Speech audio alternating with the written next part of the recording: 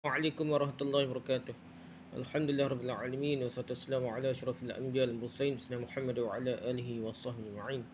Rabbi shrah li sadri wa yassir li amri wa hlul 'uqdatam min lisani yafqahu qawli amma ba'du. Kita sambung balik kitab kita ni bantahan kepada Habib Munzir kalangan Dr. Firanda Adirja. Bantahan pada Habib Munzir dah. Jadi kita pergi pada topik seterusnya. Sebelum ni kita bincang kecelaruan Habib Munzir dalam ilmu hadis lah. Hari ni kita nak bincang pula Habib Munzir mencela Imam Masjidil Haram Syekh Dr. Abdul Rahman As-Sudais. Jadi dia cela lah. Habib Munzir cela Imam Masjidil Haram Syekh Dr. Abdul Rahman As-Sudais. Okay, sebelum saya memaparkan celaan-celaan Habib Munzir, ada baiknya kita kembali mengingati akan bahaya lisan. Ada orang ni gayanya tasawuf sufi lah, macam akhlak mulia dah, beradab, bicara beradab. Tapi dalam cerita beradab tu, kita tengok akhlak dia sikit bodoh lah, natal lah dah, bodoh lah dah. Jadi mulut tu huduh lah. Allah Ta'ala berfirman, ma yalfizu min qalin illa ladaihi raqibun atid. Tiada suatu ucapan pun yang diucapkannya malaikat ada di dekatnya, dekat orang tu, dekat pengucapnya malaikat pengawas yang selalu hadir. Surah Qaf ayat 18 ada malaikat yang mencatat amal dia dah. Yauma tashhadu alaihim alsinatuhum wa aydihim wa arjuluhum bima kanu ya'malun. Pada hari ketika lidah, tangan dan kaki mereka menjadi saksi atas mereka terhadap apa yang dahulu mereka kerjakan. Surah Nur ayat 4 ada saksi dah. Wa an Abi Musa radhiyallahu anhu qala qultu ya Rasulullah ayyul islami afdal qalu man salimal muslimun min lisanihi wa yadihi. Dari Abu Musa radhiyallahu anhu berkata, aku berkata wahai Rasulullah, Islam manakah yang paling mulia? Nabi berkata iaitu orang yang kaum muslimin selamat dari kejahatan lisannya dan tangannya. Hadis riwayat Bukhari nombor 11 dan Muslim nombor 42. An Abi Hurairah radhiyallahu anhu qala su'ila Rasulullah sallallahu alaihi wasallam an aktsara ma yadkhulun nas al-jannata qala taqwallah wa husnul khuluq. Wa su'ila an aktsar ma yadkhulun nasu an-nar qala al-ajwifani al-famu wal farj. Dari Abu Hurairah berkata Rasulullah sallallahu alaihi wasallam ditanya tentang perkara yang paling banyak memasukkan manusia ke dalam syurga. Rasulullah SAW berkata, ketakwaan pada Allah dan akhlak yang baik. Dan Rasulullah ditanya lagi tentang perkara yang paling banyak memasukkan manusia ke dalam neraka. Maka beliau berkata, dua lubang, iaitu mulut dan kemaluan. Dua lubang, dua itu mulut dan kemaluan. Hadis riwayat Ahmad nombor 9097, Ibnu Majah 4246, Ibnu Hibban nombor 476 dengan sanad yang hasan. Al-Imam Nawawi berkata, wa yanbaghi liman arada an-nutqa bi kalimatin aw kalamin ay yatadabbaruhu fi nafsihi qabla nutqihi fa in zaharat maslahatuhu takallam wa illa amsak. Hendaknya orang yang ingin berucap dengan suatu kalimah atau perkataan agar merenungkannya dalam hatinya sebelum ia mengucapkannya. Jika nampak ada kemaslahatannya, ada kebaikannya, maka hendaklah ia berbicara. Namun jika tidak, maka hendaknya ia diam. Al-Minhaj Syarah Sahih Muslim juzuk ke-18 muka 117. Habib Munzir ditanya oleh pengagumnya dia, Ustaz kelompok sawah, ini Salafi Habib panggil sawah dah, kelompok sawah 2009 Bismillah 04 11 2009 lagi persoalan ni. Assalamualaikum warahmatullahi wabarakatuh. Habib Munzir yang ku cintai, mohon penjelasan sebagaimana berikut. Siapa si ustaz orang yang dijadikan rujukan oleh kelompok sawah, iaitu singkatan dari Salafi Wahabi. Oh, dah sawah dia panggil dia, Salafi Wahabi. Sekarang banyak buku yang diterjemahkan oleh kelompok Salafi yang katanya banyak kandungannya yang seleweng ke erti dan maksudnya. Habib, mohon diizinkan saya menjadi murid dan mohon ijazahkan seluruh amalan dan mohon dapat menyebutkan amalannya. Demikian, terima kasih. Nah, ijazah amalan pula dah. Habib Munzir menjawab, saudaraku yang kumuliakan, banyak sekali nama pimpinannya adalah Ibn Abdul Wahab yang mereka jadikan imam padahal tak sampai ke darjah Al-Hafiz. Sekalipun apalagi Hujjatul Islam. Yang ini Al-Hafiz adalah yang telah hafal 100,000 hadis berikut sanad dan matanya, Hujatul Islam adalah yang lebih dia hafal lebih daripada 300,000 hadis dengan sanad dan hukum matanya. Yang masa kini di antaranya Ibn Abbas dan Abdul Rahman As-Sudais. As-Sudaisi yang suaranya banyak di setel, dipasang di pasar radio ke apa kan, di masjid-masjid dah, kaset dah, oleh masjid-masjid Ahli Sunnah wal Jamaah tanpa mereka tahu bahawa Abdul Rahman As-Sudaisi itu Wahabi. Ia telah mengarang suatu buku yang menjatuhkan hadis-hadis sahih pada Sahih Bukhari. Banyak muslimin Ahli Sunnah wal Jamaah tidak tahu itu dan menganggapnya suaranya bagus dan merdu. Padahal Rasulullah SAW sudah memperingatkan bahawa kelak akan muncul mereka yang membaca Al-Quran dengan baik, namun hanya sampai tenggorokan saja. Jadi hatinya tidaklah tersentuh kemuliaan dan kesucian Al-Quran. Mereka semakin jauh dari agama Islam seperti cepatnya menjauhnya anak panah dari busurnya. Mereka sibuk memerangi orang Islam dan membiarkan penyembah berhala. Mereka membuat jutaan buku untuk memerangi akidah orang Islam dan tidak membuat itu untuk membenahi para agama lain. Jika aku menemui mereka, akan ku perangi mereka. Sahih Bukhari. Semoga Allah SWT memberikan mereka hidayah. Kita terus menerus memerangi mereka bukan dengan senjata tentunya, kerana mereka adalah saudara muslimin kita, namun salah kerana kedangkalannya dalam syariah. Kita berusaha membenahinya, memperbetulkannya lah semampunya lah. Ini majlis Rasulullah, itulah amal dia. Kesimpulan yang diutarakan oleh Habib Munzir dan berserta sanggahannya. Kesimpulan pertama, Syekh As-Sudais telah mengarang satu buku yang menjatuhkan hadis-hadis sahih pada Sahih Bukhari. Kata tu dia hadiah, betul ke tak tahu dah. Habib Munzir berkata Abdul Rahman As-Sudais itu Wahabi telah mengarang satu buku yang menjatuhkan hadis sahih pada Sahih Bukhari. Sanggahan. Dalam Islam yang menuduh haruslah mendatangkan bukti. Memang tahulah. So, kita tak ada dengar je ngajar pelik-pelik. As-Sudais ni je terimej je banyak kepada baca Quran je. Tak rajin dengar yang ngajar yang panjang-panjang dah, sikit-sikit je dah. Tak apa yang kata tuduh dah, mesti ada bukti lah. Rasulullah SAW bersabda, al-bayyinatu 'alal mudda'i. Yang menuduh wajib mendatangkan bukti. Hadrat Tirmizi nombor 1341. Semoga Habib boleh mendatangkan buktinya. Kesimpulan kedua, Habib Munzir menerapkan hadis Nabi SAW tentang Khawarij kepada Syekh Abdul Rahman As-Sudais. Habib Munzir berkata banyak muslimin Ahlussunnah wal Jamaah tidak tahu itu dan menganggapnya suaranya bagus dan merdu. Padahal Rasulullah SAW sudah peringatkan bahawa kelak akan muncul mereka yang membaca Quran yang dengan baik, namun hanya sampai tenggorokan saja. Sampai tekuklah, tekuknya saja dah. Hatinya tidak tersentuh kemuliaan dan kesucian Al-Quran. Mereka semakin jauh dari agama Islam seperti cepatnya menjauhnya anak panah dari busurnya. Okey, sanggahan. Hadis yang disebutkan oleh Habib ini adalah tentang Khawarij.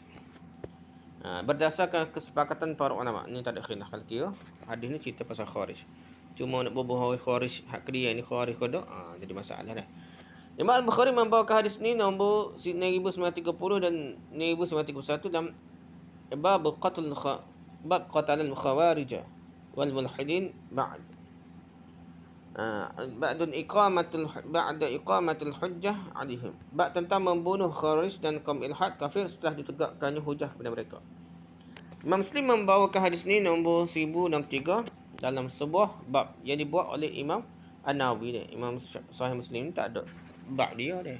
Okey, macam Imam Bukhari ada bab dah. Muslim tak ada bab. Jadi bab ni dibawa oleh Imam Nawawi ni. Bab zikrul khawarij wa sifatihim. Bab penyebutan tentang khawarij dan sifat mereka. Imam Abu Daud membawakan hadis ni nombor 4767 dalam bab babun fi qitalil khawarij. Bab tentang memerangi kaum khawarij. Imam Tirmizi membawakan hadis ni nombor 2188 dalam bab babu fi sifatil mariqah. Bab tentang sifat kaum mariqah, yang ni khawarij. Imam Ibn Majah membawakan hadis ni nombor berapa dalam bab babu fi zikril khawarij. Bab penyebutan tentang khawarij. Apakah hadis tentang khawarij ini patut untuk ditujukan pada Syekh Abdul Rahman As-Sudais, Imam Masjidil Haram? Apakah Syekh As-Sudais memiliki akidah khawarij? Apakah beliau memberontak kepada pemerintah? Apakah beliau mengkafirkan orang yang melakukan dosa besar? Apakah beliau mengkafirkan pelaku zina, pemakan riba dan pendusta?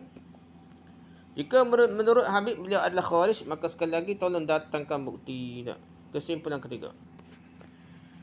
Berdasarkan hadis tentang Khawarij, yang Khawarij yang diterapkan Habib Muzi kepada Syekh Abdul Rahman As-Sudais berarti Syekh As-Sudais kalau baca Quran tidak baik sehingga hanya sampai di tenggorokan saja, hatinya tidak tersentuh dengan kemuliaan dan kesucian Al-Quran. Itu kesimpulan itulah salah hal anti salafinya.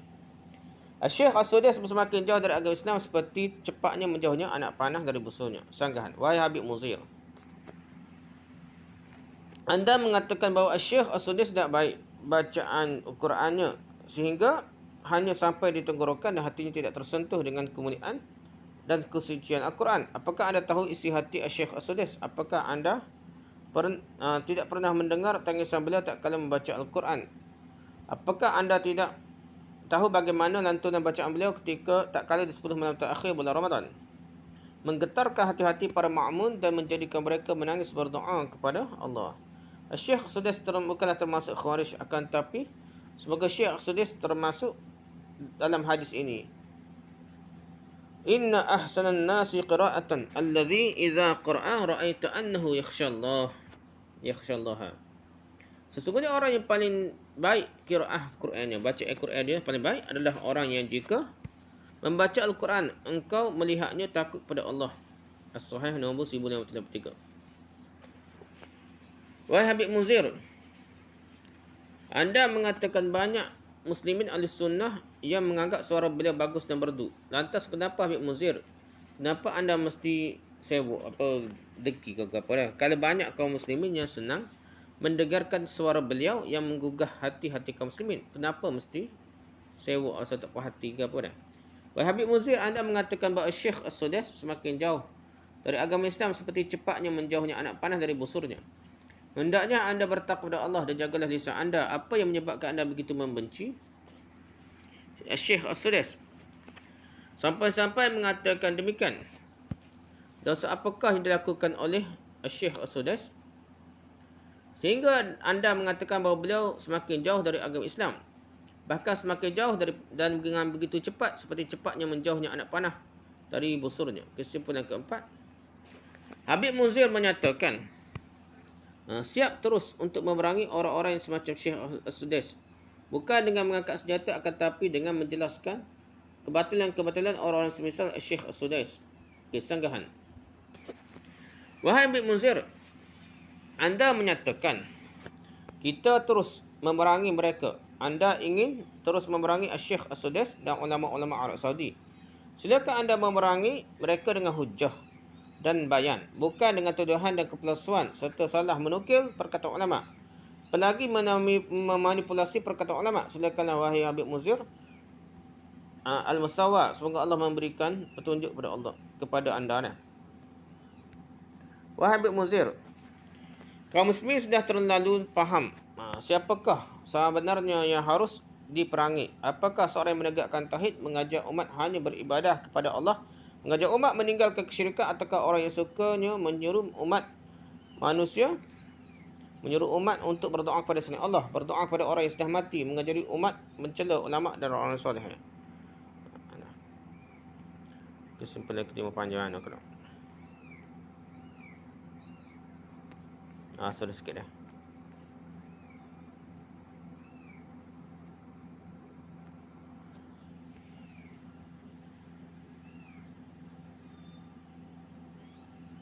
Kesimpulan kelima dia, Habib Muzir memandang Syekh As-Sudais dan yang semisalnya dangkal ilmu dalam syariah. Habib Muzir berkata kita terus memerangi mereka bukan dengan senjata tentunya kerana mereka adalah saudara muslimin kita, namun salah kerana kedangkalannya dalam syariah. Kita berusaha membenahinya semampunya, menghadapinya dengan semampunya lah. Segan, wahai Habib Muzir, anda menuduh Syekh As-Sudais dangkal ilmu agamanya. Tidakkah anda tahu bahawa beliau adalah seorang yang menghafal Quran sejak kecil, telah meraih gelar doktor? Beliau telah diberi kesempatan oleh Allah untuk menjadi imam di Masjidil Haram sekian lamanya. Apakah anda tidak pernah mendengar khutbah-khutbah beliau yang menunjukkan kefasihan beliau yang sangat luar biasa dalam bahasa Arab? Apakah bahasa Arab anda lebih fasih dari beliau? Ataukah Apakah anda hafal Quran sebagaimana beliau? Ataukah hanya menghafal selawatan-selawatan? Ataukah benar sebagaimana dikatakan oleh sebahagian pengikut anda, bahawasanya anda menghafal 10,000 hadis beserta sanad dan matanya? Sungguh saya ingin sekali mengetes, nak cek lah, dan mencuda ilmu dan hafalan anda. Yang katakan orang ada macam-macam. Dia tu hafal ke 10,000 hadis. Kalau memang benar anda hafal Qurannya melebihi hafalan Syekh As-Sudais, maka apakah lantas pantas bagi anda mengatakan Syekh As-Sudais dangkal ilmunya? Bukankah ini adalah kesombongan semata-mata? Apalagi jika ternyata anda tidak hafal Quran pun, katakan orang, padahal dia tak hafal Quran pun tidak. Maka apakah anda tidak malu? Allah Ta'ala berfirman, Ya ayyuhallazina amanu la yaskhar qaumun min qaumin asa an yakunu khairan minhum wa la nisa'un min nisa'in asa an yakunna khairan minhun. ولا تلمزوا أنفسكم ولا تنابزوا بالألقاب بئس الاسم الفسوق بعد الإيمان ومن لم يتب فأولئك هم الظالمون.